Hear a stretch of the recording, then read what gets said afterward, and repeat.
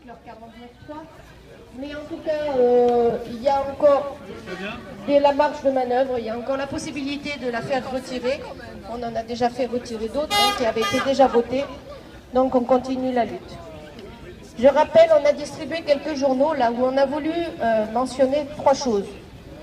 D'abord, je rappelle que cette loi El Khomri, cette loi travail, elle est dans la continuité et de la loi Macron, qui est passée aussi avec le 49.3, qui n'a jamais été votée, et de la loi Rebsamen, et de la loi santé, puisqu'il ne faut pas dissocier les choses, c'est tout dans la même veine libérale, et l'objectif, c'est de marchandiser tout ce qui peut l'être, et de considérer les travailleurs comme de la main-d'œuvre, comme de la matière première en fait.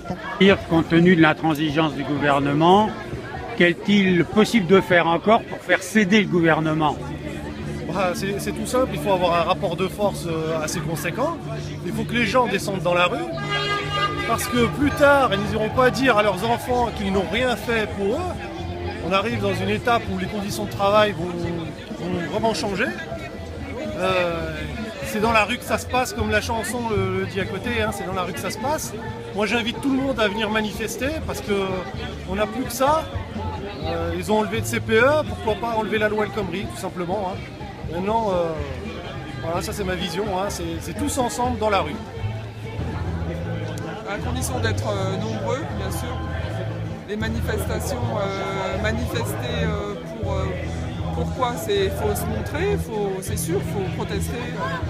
C'est une des façons de montrer que voilà, on est là dans la diversité, à condition que ça soit très divers évidemment.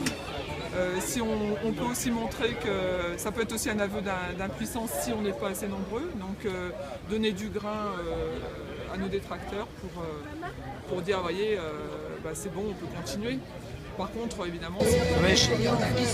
Je pense qu'il nous renvoie à notre responsabilité à penser à un nouveau stade de mouvement.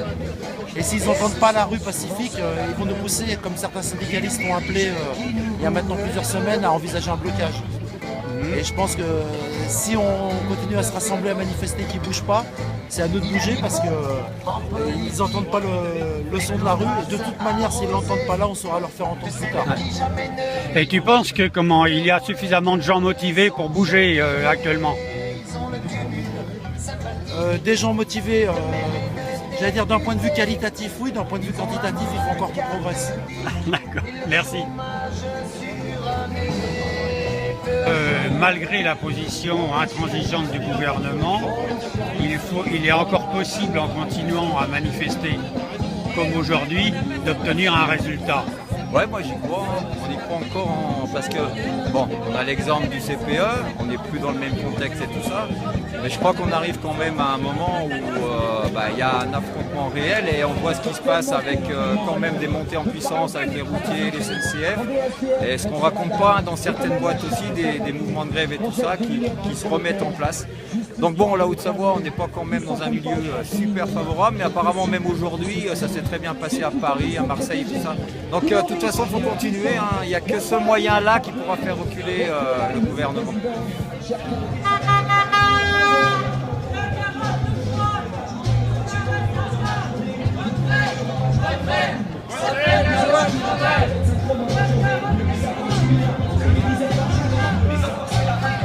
Le 49.3, on vaut mieux que ça.